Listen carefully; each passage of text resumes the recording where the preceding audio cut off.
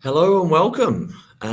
We might just give people a couple of minutes, well, not a couple of minutes, a few seconds to get themselves settled in and welcome into the session for what I'm hoping is going to be an interesting hour or so of your time, so that you can hopefully leave here a little bit more educated than what you are now.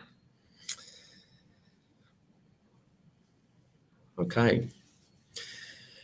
So, look, thank you all very much for joining us today with what is our fourth live session, which has been, I think, on a monthly basis, quite value. We've had very good and positive responses out of these sessions. And I think today's topic is one which I think can be very valuable to a range of people involved in the environmental upgrade space, whether you're a solar installer, a finance broker, a project developer, a business, a landlord, or a tenant. So it's quite an interesting topic. We are talking to today's topic is Environmental Upgrade Finance 101. What's so different? We'll take you on a bit of a journey with our expert in the space, Yasmine Shah, and I'll let Yasmine introduce herself in a minute. Really to look at, what are environmental upgrade agreements? What are some of the alternatives? And how do these kind of play into the finance ecosystem that's available to customers? So thank you for joining us, Yasmine, and thank you for your time. Rather than me make a mess of introducing yourself and your background, if you could please introduce yourself, that would be fantastic. Thank you, Scott. It's just wonderful to be here with you today and having this very important discussion. I'm Yasmine Shah. I've been in the finance broking industry for the better part of the last 17 years. I've done a little bit across the broad spectrum from bank teller through to finance broker, and most recently working in the commercial finance sector of the industry in particular, with my wonderful community at the Women's Commercial Finance Forum, which has been going strong over the last 3.5 years. And since the beginning of this year, in my new role as impact broker at my firm at Ethical Finance Australia. So my background has one thing that I've always been driven by in my background to date, and I think is one of the reasons why I'm sitting in this chair and virtually speaking with you today, Scott, is I've always aspired to make the world a better place than I found it, right? And looking around us with the finance industry and its capability and the world that we live in, there are numerous ways to create impact. And I'm very passionate about helping everyone who's tuning in today to help them find that impact. So thank you for having me. No, my pleasure. And for those of you who don't know me, my name's Scott Bocksay. I'm CEO and Managing Director of Sustainable Australia Fund. Like you, Yasmine, I'm showing my age. You are not, and I've been in and around this for over nearly 2 decades now. And it's a fantastic space to be in. Who I think time has finally come. So thank you very much for your time. Just a little bit of housekeeping. I'm not going to tell everybody where the toilets are because I don't know where they are, but what we're really going to be doing today is really opening this as a free-ranging discussion between Yasmine and I, touching on the topics, and hopefully we'll keep it well on the path of everything that's relevant and interesting to the audience. We'll run that discussion through to about 1:05, and then we're going to open it up to questions and answers from the floor, so to speak, which is all of you out there. So if you have questions on the way through in the discussion, please upload them into the chat, and we have some curators helping me manage this session today, that we'll be able to get to those questions that pop up. So please, no silly, there's no stupid questions. We'll get to what we can. I'm hoping that there'll be a lot of interest sparked through this discussion. Just quickly, before we jump into today's topic, Yasmine, I'm really interested in your work around the Women's Commercial Finance Forum. Can you just give me a quick update on what that is? Sure. It's so in the finance industry, we've got colleagues in the numbers of around 18,000 in the country, and they are all working with Australians with their home lending, business lending, and so forth. The commercial sector is one that doesn't have a lot of participation from women. And I realized this just under 4 years ago now, when I actively started working in the space, that there weren't many women around. But when I did find them, the very few that existed, it was a kind of an elated moment where, we do feel that we can create a massive impact just by coming together and creating that brains trust for one another, but also by working with supportive men as well, and people of all walks of life, to help us upskill ourselves and to learn about other aspects of the commercial sector, which, as you're aware, is very broad and at times quite complex. So yeah, we came together with just two people some 3.5 years ago, and today we're sitting at a mighty number of over 1,000. Some people say to me sometimes, "Wow, I didn't realize there were that many women in commercial in general. That's amazing."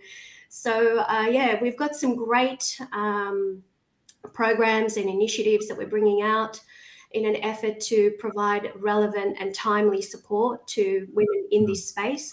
So these are women just like myself who are commercial finance brokers. They're all senior executives. They're from lending organizations and other areas of the commercial finance ecosystem. Look, that's brilliant. I'm really supportive of that work, and indeed, it's the very reason we met and we're here today. So, I think I wanted to just give you your plug and dues there. I think that's a fantastic program and effort that you're running there. So well done. Congratulations on that. Okay, so now let's quickly jump straight into it. Okay, so I think probably the best place to start for those that might be new to the space, I know there's some finance brokers in the audience. There's also solar installers, project developers, and others in the audience. But essentially, what is environmental upgrade finance? At its simplest, derivation, it's a loan which is repaid through council rates. Beneath all of that, there's a whole lot of complexity and issues that is my problem, not so much everything else. But it's the only form of finance in the country that is enshrined in legislation that has to deliver an environmental benefit. So, we have mortgages and other forms of finance, which we'll touch on out there, which is very, very different from. And so I think what today's topic is about is, about how this product compares to other forms of finance out there. In its simplest format, an environmental upgrade finance is made through signing an environmental upgrade agreement, which is a finance contract between ourselves as a lender, a borrower being a building owner, and a local council. By signing that contract, we can provide the finance that a business or a building owner needs to deliver a project that delivers a positive environmental outcome, that reduces their operating costs, enhances their cash flow, and is rather flexible in the usage of that. And it's available now across the country in 3 states, and 70 council areas are now offering this form of finance. And what we're finding is, this is a journey, this is a product that I started out on over a decade ago. And, from nascent, very early days to what it is now, the world has changed quite significantly.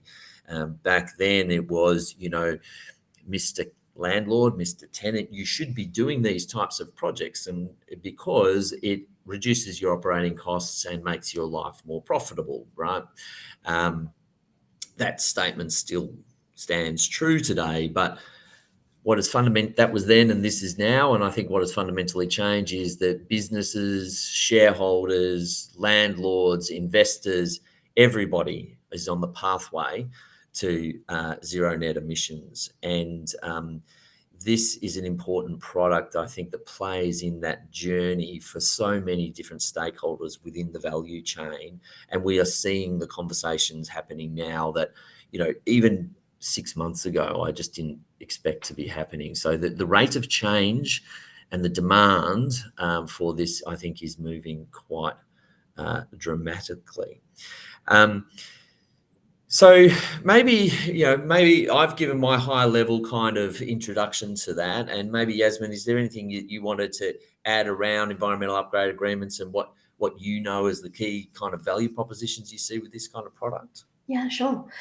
In supporting business owners in the commercial space, in particular, with strategies that lead them to the goals they've set, it's really important to take into account factors like flexibility within the contract agreements. Up until my knowledge of Sustainable Australia Fund and your innovative products, the typical options in the marketplace were the regular go-tos in this space. So it's really important, I think, that when arranging finance or seeking finance to become more sustainable and to put into practice the strategies that you've got in place, whether you're a tenant or a landlord or any business out in the ecosystem, that your strategies can actually be implemented without some shackles on your hands and feet. I've never been a fan of building a box around myself to operate within the realm of. And so in this space, it's also I also implore those listening today to really think about a world where you can achieve the goals you've set for yourself without having those constraints placed on you. And finance of all shapes and sizes exists outside of this conversation, and it exists outside in the ecosystem. But that doesn't mean that as a business that's interacting with the finance space, that you have to settle with the less than preferred or the less flexible option, just because that lesser flexible option is the only option that you're aware of exists in the marketplace. There is a really important place for innovation in this space, because in order for us to grow and create that kind of scale that we're all hoping for in an effort to really make the world a better place, is probably the best way that I can put that. Flexibility, in particular when it relates to the finance contract, is a form of currency. It's incredibly valuable and it's understated. So, and I'm sure we're going to jump into in a moment, looking at all of those typical finance structures that exists, and then how the Sustainable Australia Fund product fits within the realm of that, with cash being another option that we'll look at as well. I find that really fascinating. I get told the best sort of finance, Yaz, is no finance, and I say yes, but I'll challenge you on that point, because here we are, right? But yeah, I'd say that the other thing I'd love to add there is there is a very important role in this space, in particular for brokers. So those of my community at the Women's Commercial Finance Forum, and more broadly the finance broking industry at large, because they're speaking with with businesses across Australia all the time. And there is a role in that, understanding how this product fits within the broader ecosystem and just how incredibly flexible it is. It's really important that this awareness is transferred over, so that those more broader and more in-depth conversations can be had, and more businesses can achieve their goals without putting the shackles on their hands and feet. Yeah, look, I think that there's a number of real pearls of wisdom that I've got to unpick in here, which I'll try to do in some sort of logical sense. I think we work with a lot of project developers and solar installers out there, and I think they have very different kind of conversations with businesses. And the role of a finance broker that it has existing relationships with a network of businesses, of landlords, of people who have a different type of conversation. So that kind of links back to what you were talking about, is strategy, but also tying back into the previous point, which was around zero net emissions and being a driver now for many businesses. So what are you seeing in your conversations? I mean, who are you talking to within these businesses as a finance broker around why they're looking at these types of initiatives? So it's almost putting to one side the finance perspective, but what are businesses saying out there? What do they need? So in the commercial sector, I mean, we've got different verticals. The one that will probably be the closest to this product would be the asset finance part of the industry. And businesses often determine that there is a way to bring in a piece of equipment or a tool or create some changes in the infrastructure of their organization or around their organization to ultimately drive profit and increase their cash flows and also meet their targets when it comes to the sustainability goals. So, it's interesting that things like renewable energy and solar, as you mentioned, is a huge area. I've got a little list here in front of me. So, rainwater tanks, lighting, electrical vehicle chargers.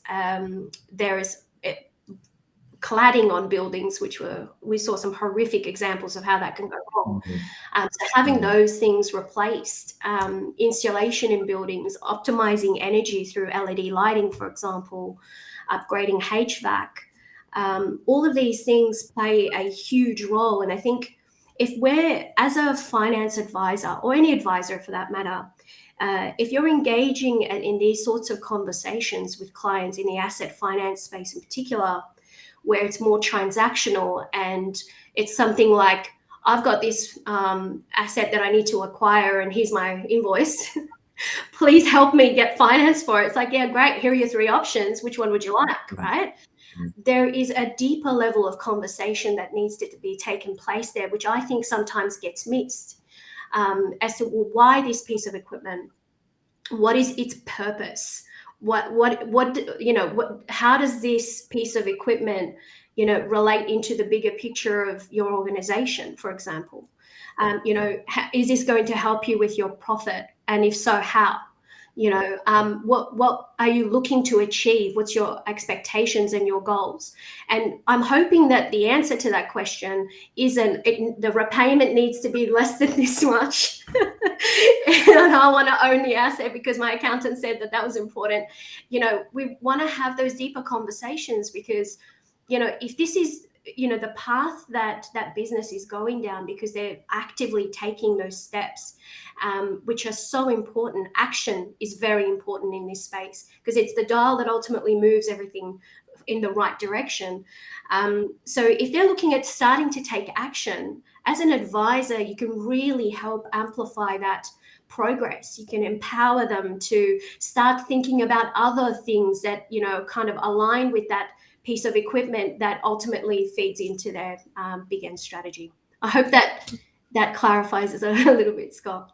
Yeah, no, look, that's really interesting. I think in preparing for today's session, one of the most the two words that kind of jumped out at me most was with what you used, the term the finance jail, in the context of flexibility, which I kind of really want to touch on. But just going through the conversation today, if you kind of think about your concept there of the finance jail and flexibility, just think about the real other alternatives out there and what are the types of finance. So in the context of a mortgage, now, everybody knows what a mortgage is, but does everybody know the meaning of where the word mortgage came from? So mortgage is Latin. It was formed, I think, around the 17th century or even earlier in Europe, and Latin, and it is Latin for death pledge. So the terms that we use around finance, in fact, go to the very concepts of more than, your finance jail. It's you're putting a blood oath into this. And so I think, we need to, if we were back around the time when mortgages were created, this conversation would actually still be very relevant. Is that as a lender, I'm giving you capital to help you on your strategy, implement your outcomes and whatever it is you want to achieve here. But in return, I do need to make sure that the money comes back to it, and you need to make some commitments to that. And so the language around this is what is quite interesting, and I think it's quite fascinating. So I think we're now quickly moving into what are the different types of finance. And I've seen some of the questions popping up there around that. And to the magic people behind the scenes here, would you mind putting up that screen of about the different types of products that are out there, and we can start to talk about those. And I think it's just as a guiding principle to talk through them. So Yasmine, I think maybe we want to start talking about you mentioned out here. Let's start with what the cash, right, on the far right hand side there. Because as a broker, obviously you're out there talking about finance, and your customers are saying, "Hey, but I'd love to pay cash for it." So, let's start and work through this list. Yeah. So before, this can get on just a quick disclosure there to the audience listening today. If you're not from the finance industry, one of the things that can happen when you poke your head in this space is that sometimes there's a lot of noise and a lot of fast moving facts all the time, which can get a little bit overwhelming and a little bit confusing as well.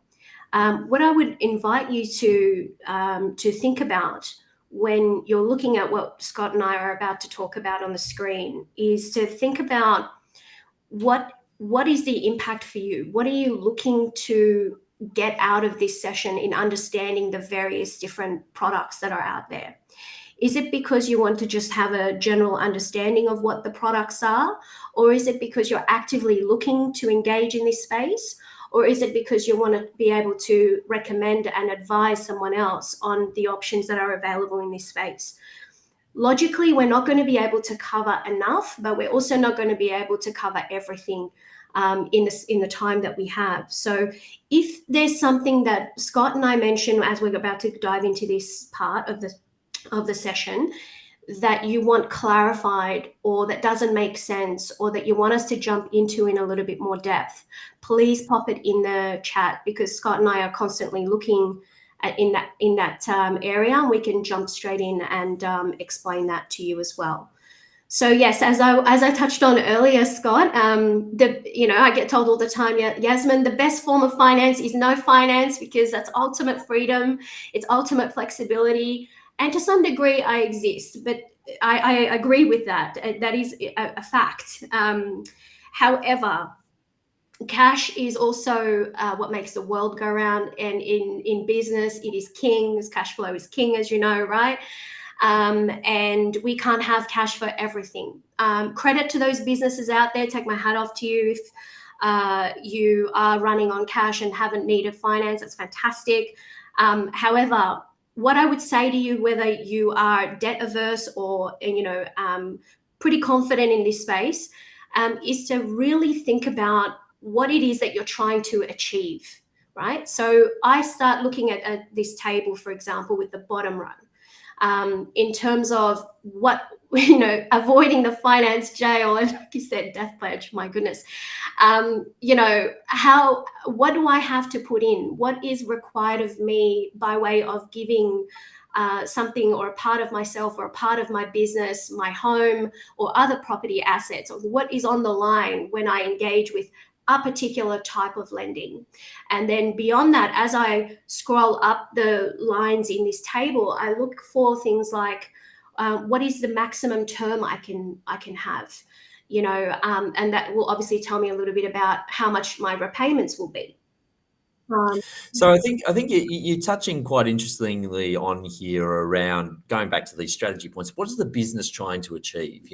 From a solar installer's perspective, they, by selling solar to a customer, are they trying to achieve a green outcome? Are they trying to achieve a cash flow positivity outcome? Are they trying to achieve some other kind of outcome? Mm-hmm. That frames the reason for why they're looking at this. And insert other type of project here, a water treatment plant, waste treatment, whatever it might be. For some reason, a business is coming to us. And I think, it comes to some of the discussions and a conversation I had with a customer only a week ago, actually. And, I went into that conversation and saying, hi, my name's Scott, pleased to meet you. As I understand it, this is, and then I tried to ask the questions about, what is it you're looking to achieve here? And, his position really started as, I'm looking for, chattel mortgage, short-term finance, because I'm debt averse in your kind of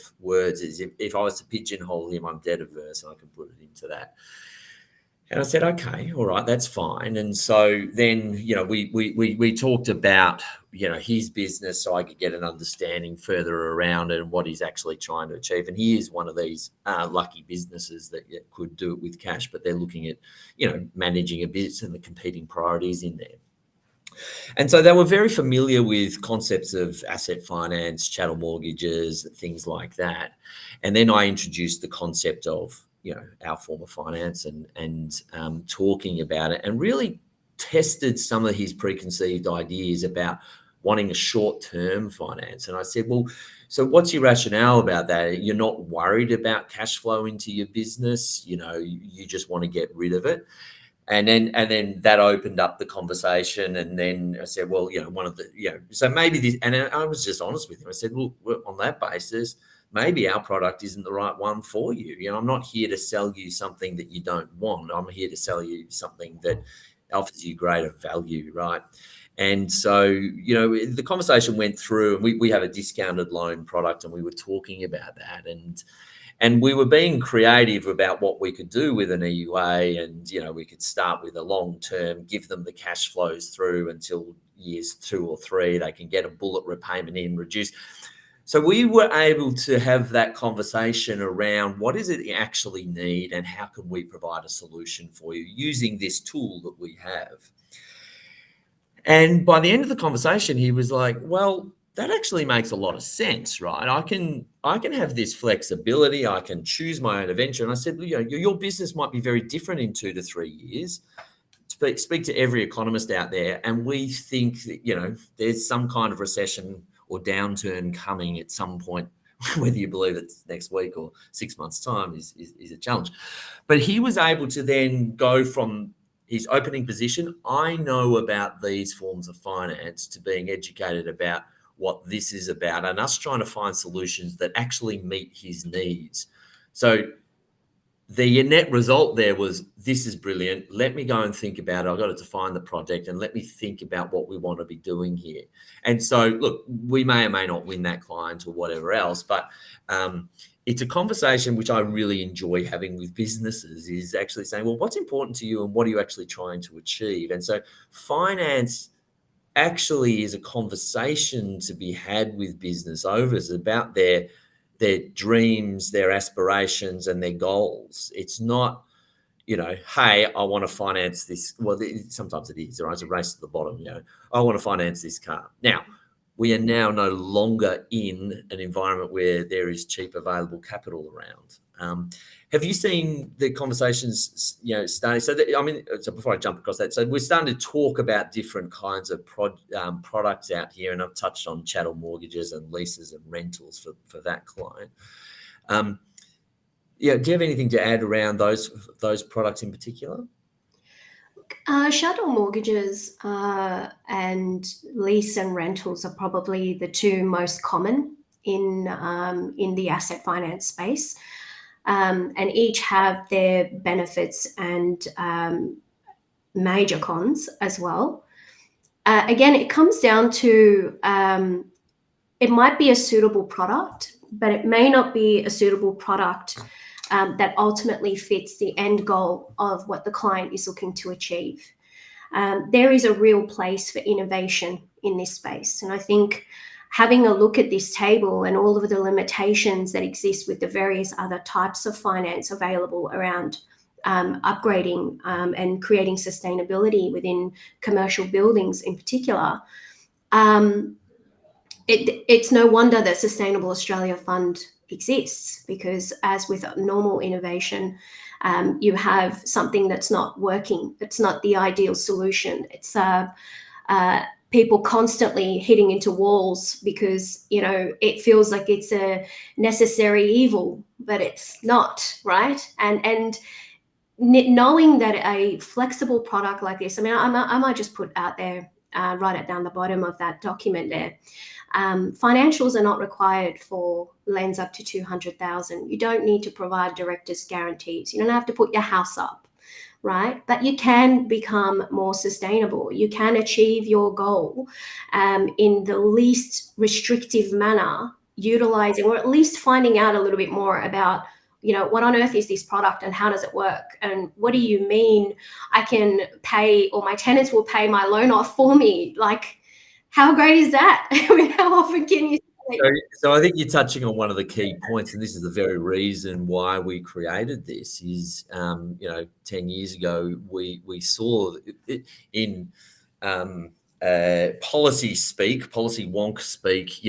What's the problem we were trying to solve, which is called the split incentive, which is the differences between landlords and tenants and what drives them and who gets what out of this negotiation. The issue why the EUAs were created is that in a landlord-tenant situation where you put solar on the roof, is it paid for or an energy efficiency upgrade or whatever the project is, landlord spends the capital, but the cash flow savings, the energy bills go in commercial tenancies, goes to the tenants through reduced utility bills. So that stopped the investment back then, right? And it still to this day does do that because, when you get into those kind of relationships, when you talk about any other form of finance, you have to be talking about, well, what happens if I leave the building, right?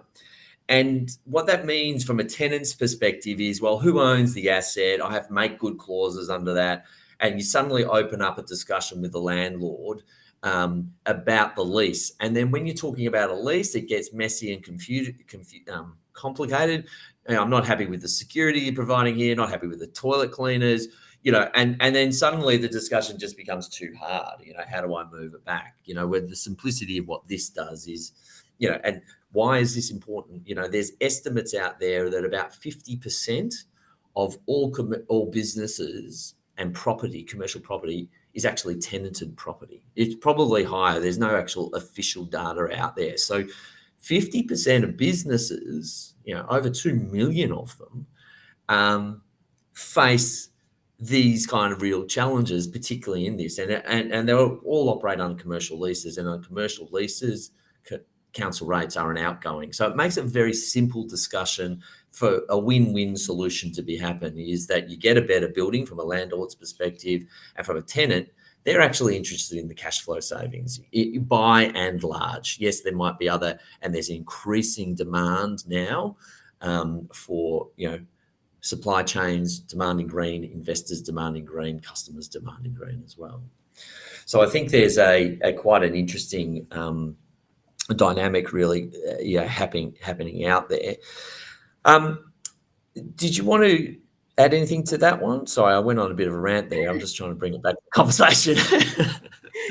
No, I'm very interested in hearing the thoughts of our audience, Scott, and to see whether what we've covered so far has resonated with them. So one of the things I see here is a question around PPAs, and we do have it there on the list. PPAs are a unique form of finance where a third party owns the asset, and effectively you don't own the asset, right? But they have to put it on your roof as a landlord, and then they effectively sell the energy generated by a solar system to the landlord or the tenant or whatever the case may be. And they have long terms, and rather than paying a council rate like what we see here under an environmental upgrade or a monthly repayment under a chattel mortgage, etc., they pay a kilowatt hour price of the solar generated by that system. And there's without going into too many details, there's a take or pay. There's, who owns what, how do you get access to the site and things like that. What happens when a tenant leaves, how does that all go into it? So it's a slightly different kind of model. And what you'll see within those kind of structures is, sometimes a long term, a low energy price starting with, so obviously, if you look at your electricity bill, you'll be paying a per kilowatt hour price, and if it's lower than that, PPAs are generally a bit cheaper than what you pay from the grid. If I put that into, let's be brazen here. If I put that into a context of an environmental upgrade agreement, building owners own the assets, the levelized cost of energy will be cheaper funding it with an EUA than it is with a power purchase agreement. So it comes down to, I think, in many customers' ways, I think that there's a little bit of Australians like to own things, particularly property, and I think with an EUA, that's kind of into it. I don't know. Did you have any other questions on PPAs there? But I'm just kind of getting into it. I'm conscious of time. And we can keep going here if there's any other questions that are popping up. Maybe we can take down the table there as well. And there we go. I can see everybody a bit better, and we can see what's going on. So I'm going to actually start jumping into these. Will an investment grade audit report help with the loan application? I mean, the short answer is yes, it will help. Is it required? No. It depends on the type of projects you're looking at, right? So we have a threshold question, is that we can only finance projects that deliver a positive environmental outcome. And that is a whole breadth of projects. You touched on a couple of them. We're doing a project at the moment, replacing an asbestos roof. We're putting solar on top of it as well. Energy audits are a good thing, and they're required in some contexts, depending on the nature of where a customer is. And energy audits have a role to play within the context of the customer's journey. Okay, so one of the things that we see here, it's not required as part of an application, but what we do need to see is that the project can deliver a positive environmental benefit. And so that's not an investment grade energy audit. Investment grade energy audits often do set out a pathway for a customer to identify energy savings opportunities, and investment grade audits we often play into performance guarantees and things like that. So they're very helpful for businesses to understand their energy or water or waste consumption, and identify from that information what are the other kinds of interventions that can come into it. So one of the things here, bring it to the conversation that just popped up then, and sorry, it's on the top of my list now, is what are the benefits from an installer's perspective? Yasmine, do you want to quickly just touch on, how you see the role of a finance broker playing in with, installers? So in the context of this question, I'm taking it to be a solar installer, but a project developer. Yeah, sure. Look, it would be looking at themselves within the scope of their own business. How can finance help them help more people earn more money? The general, but also how can finance empower them and their business to achieve these goals as well? So a broker's role in that would be to understand what's working and what's not, and the challenges that they have ahead of them, and also the challenges of their customers, and find the appropriate solutions to bridge those gaps. Yeah. Okay. Great. I think installers have a very different.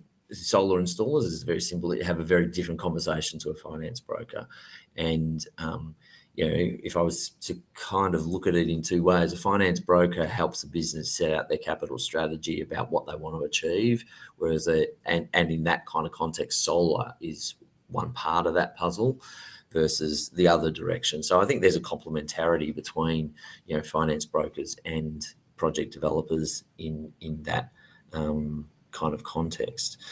There's actually an interesting question in here around it links to zero net and stuff that's starting to come down the regulatory pipeline, because obviously every state and territory in the country and the national government is on this pathway to zero net emissions by 2050. And, I've heard it explained by, everything everywhere all at once, right? We've got a huge mountain to climb and we need to do it. One of these is that carbon reporting. There's a discussion paper out at the moment that by the federal government that basically says that big listed companies, including financiers, big banks, have to identify and mandatorily report on their Scope 3 emissions.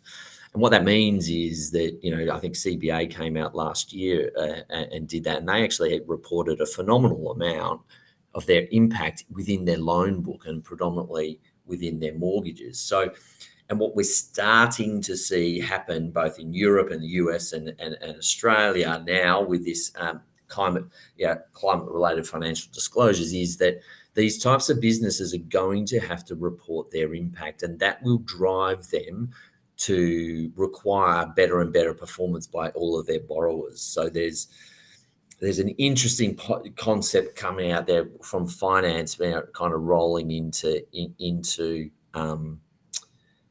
these discussions with businesses.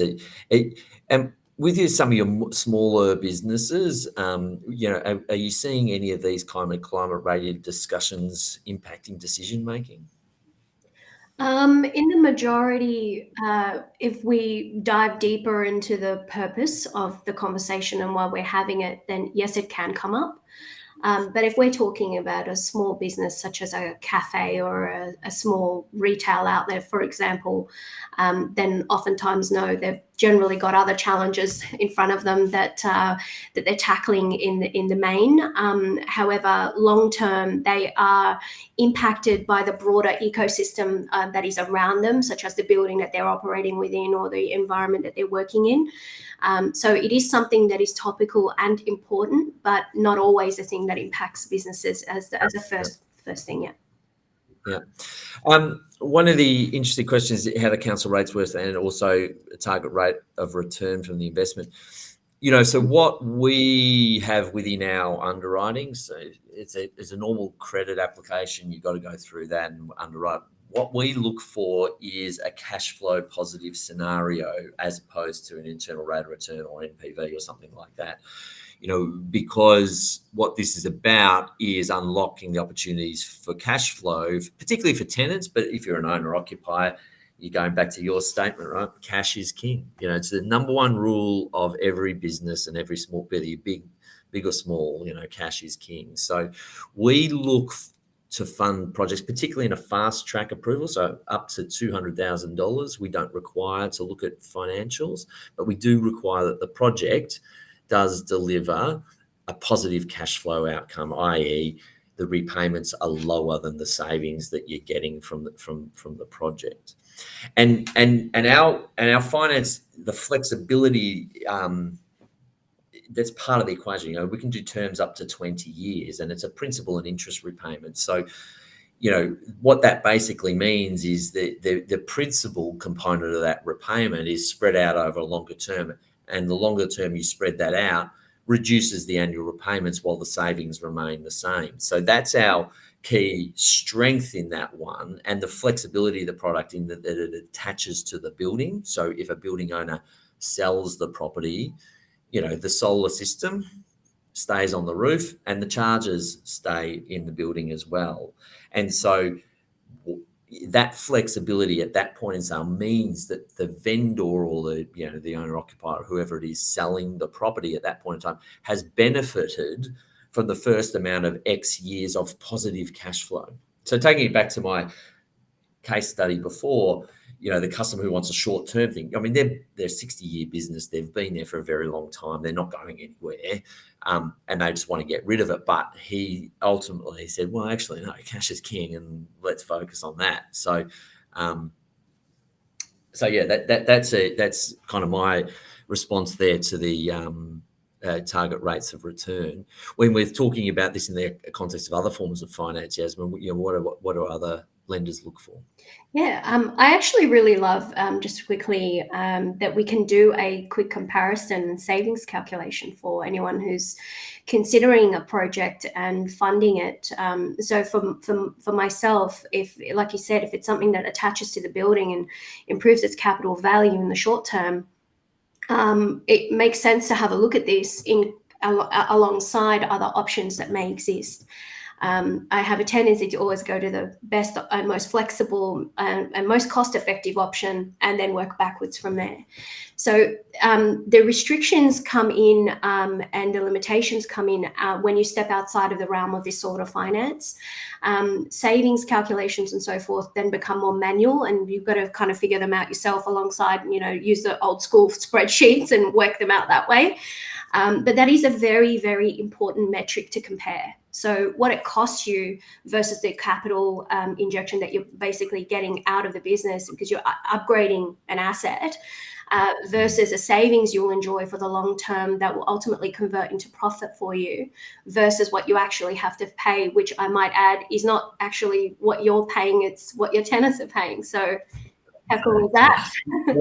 One of the ways I say this to landlords is, they say, "Oh, what's the interest rate?" And this and this. I said, "Well, okay. Well, before I answer that straight up, I'm going to say, well, are you going to be working with your tenants to get them to contribute?" And I said, "Okay. Well, if you collect about 50% of the total repayment amount, so let's assume it's $100 and you collect $50 off from your tenants, you're actually paying a negative interest rate."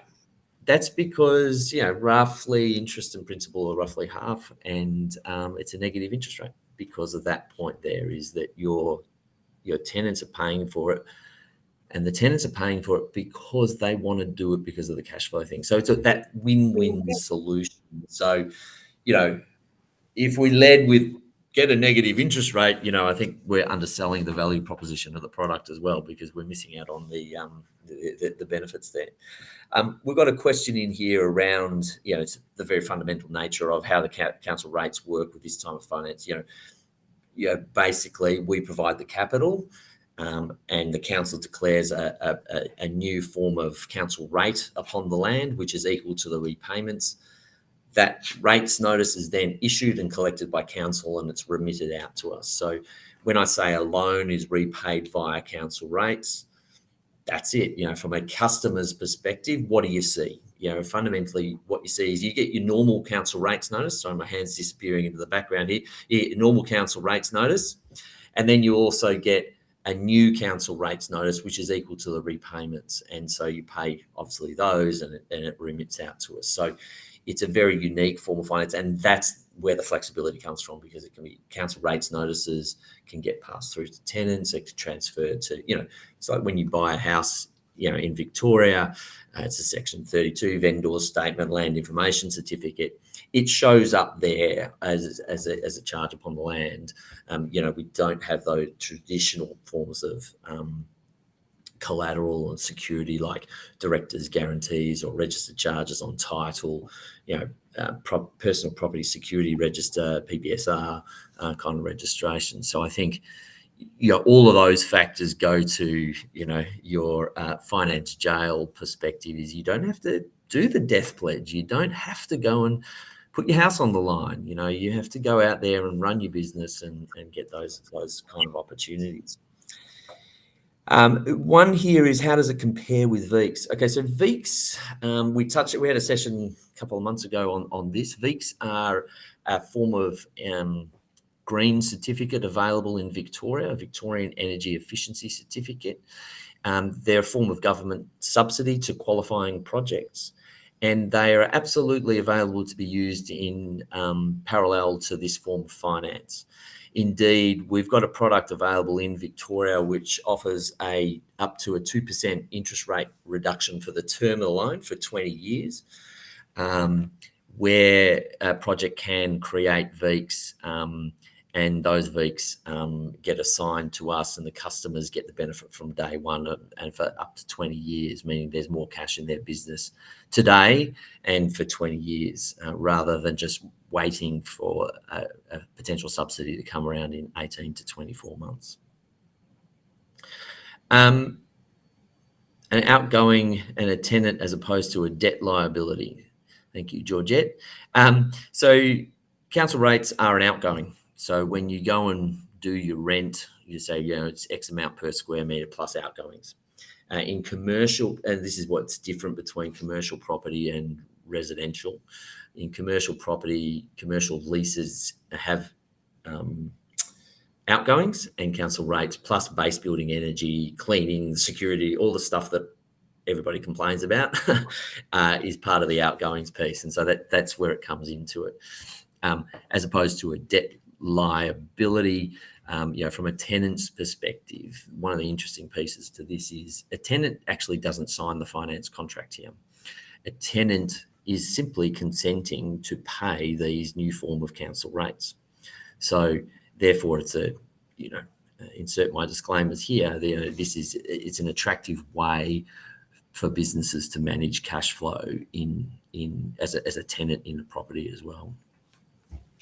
Have you seen any kind of questions coming up? I'm conscious we're getting towards the end of our time. I'm hoping that there's been some really good questions coming in here, and I'm just going through these lists to go into. There's actually a comment that we wanted to talk about here is just quickly before we go, is inflation, interest rates. Everybody pays attention to the RBA. What are you seeing out there in finance land, Yasmine? What does this mean for businesses and particularly access to capital? Yeah, so there's a lot of there's a bit of constricting or restrictive lending operation happening. Lenders are tightening up, so getting capital is getting more difficult. What I'm also finding is a lot of people struggling with their credit scores because of various reasons during COVID, or it could be missed payments, it could be a whole suite of things. I can't stress enough how important it is to really keep an eye on your credit score and what is happening with that, because that is a major draw card as to whether or not funding will be even possible and when a business is ready to leverage some lending. In addition, while there is still a lot of potential out there for people to access capital, the type of capital they can access and also the terms of that capital is changing. So, flexibility is really starting to feed into the background, and, the shackles and the jail elements are coming to the front. So I strongly advise people to have that in-depth conversation, approach the finance industry and your advisors with the intention of being really, really clear on what it is that you want to achieve and why. And then allow them the opportunity to understand your landscape so that they can then advise you. But don't be afraid to lean on your finance advisor and make them work a little harder for you. Because what can happen sometimes is you might have approached someone for assistance. It could have been an accountant, a financial planner, a finance broker, and got lost in translation somewhere along the line. It became so overwhelming. The reason you started that conversation kind of fell apart halfway through, and then you became, just going with the flow. Please don't allow yourself to fall into that trap. Really get clear on what you want and engage with us in that way. There's always a way. So the message is, whilst the industry can constrict, lenders can get tighter, it can get more difficult. The message is there's always a way to get to where you want to be. You just need to make sure that you're speaking to the right people. Well, very eloquently put. I think we're kind of getting close to the end of our time. I think I'd like to say thank you very, very much for your time. It's been tremendously insightful. It's always good to really understand from our perspective, what are businesses really facing out there and what's available to them. And I think we've touched on a number of aspects to it. And there's a range of different alternatives out there. Some might be right or wrong for businesses, but I think there's a number of macro global trends really pushing in multiple directions for businesses at the moment. One of those is the path to net zero. We have to get there. Regulation is coming down the pipeline where big businesses are going to have to report upon that. That's going to further tighten the availability of capital to buildings that, let's, for want of a better term, call them brown, right? So if your building is not green, you will find it more expensive and more difficult to get capital to your business. So I think the pathway to net zero is driving these kind of impacts. I think the other macro trend that we're seeing out there clearly, and all of us who have mortgages and cost of living, inflation, interest rate rises, is compounding this. The availability of capital and the serviceability of capital become key issues as to why capital can or can't be mobilised to this. And capital becomes more discerning in climates like this. I put communicators discerning, you put it as the finance jail, right? They choose the better credits. And so therefore, what does that mean?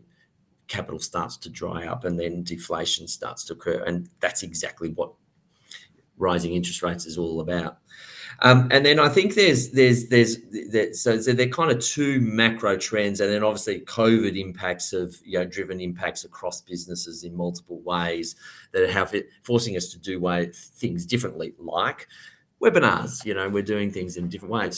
So I think the world has changed. It is changing, and the access to capital is out there, and we absolutely recognise that, and we're here with a unique form of finance ready to be deployed.